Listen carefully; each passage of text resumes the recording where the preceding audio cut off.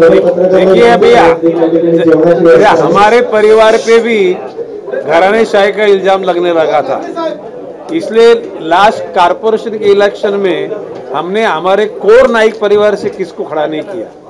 अभी लोगों में एक संदेह था कि भाई ये खुद के लिए लड़ाई लड़ते, खासदार इनका, नई मुंबई के दोनों आमदार इनके, मेयर इनके घर का, और जब सत्ता आती तो पालक मंत्री भी गणेश नाइक बनते। तो हमने सोचा कि भाई अपने खुद के लिए लड़ाई तो सब करते हैं, लेकिन अपने साथी लोगों के लिए लड़ाई करने का कौन सा एक स्टाइल होता है वो बताने के लिए आनंद परांजपे को हम लोगों ने खड़ा किया है।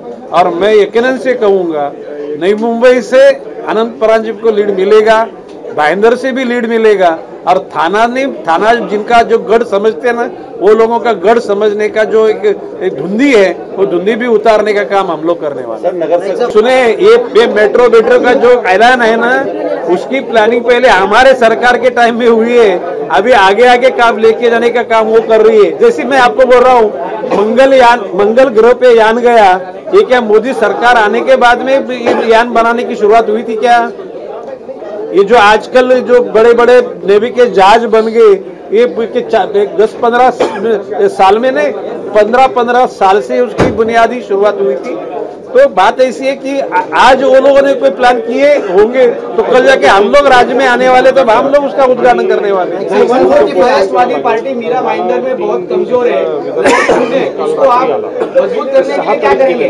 देखिए, बात ऐसी कि आगे चल के मीरा भाईंदर में कांग्रेस और राष्ट्रवादी पार्टी, दोनों पार्टी मजबूत होने के लिए हम लोगों का प्रयास रहेगा, और कार्यकर्ताओं को जो असली जीवन का धारा कौन सा है वो बताने का हम प्रयास करने वाले हैं। लास्ट टाइम बोला कि इस एक भाईंदर की जो जगह है, ये कांग्रेस को छोड़ने का हम लोगों ने डिसीजन लिया है, और उसमें कोई तब्दीली होने वाली नहीं। और ये डिसीजन शरद चंद्र पवार साहब और जयंत पाटिल साहब और अशोक चौहान साहब, ये सब तीनों मेरे 2 प्रदेश अध्यक्ष और हमारे पार्टी के देश के अध्यक्ष, इनके कंसर्न से मैं बोल रहा हूँ कि ये भाईंदर की जगह एक कांग्रेस को दी गई है।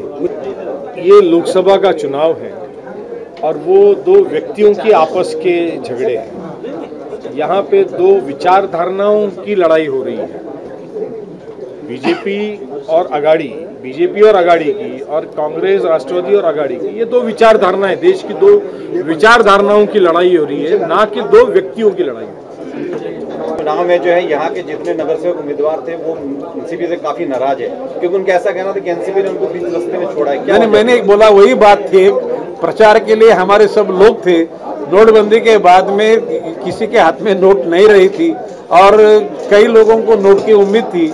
इसके लिए हम उनसे क्षमा चाहते हैं कि नोट देने के लिए आज भी हम लोग इतने कामयाब नहीं है, क्योंकि 2 नंबर का फासला, जो 2 नंबर का धंधा हम लोगों ने किया भी नहीं। भाईंदर के पूरे बिल्डर लोगों को, कॉन्ट्रैक्टर लोगों को आप पूछो कि गणेश नाइक ने पैसा तो छोड़ो, आपके यहाँ से पानी तो पिया था क्या?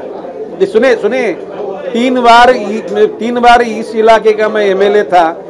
3 बार जब मैं था तब मैं इधर का मैं गार्जियन मिनिस्टर था।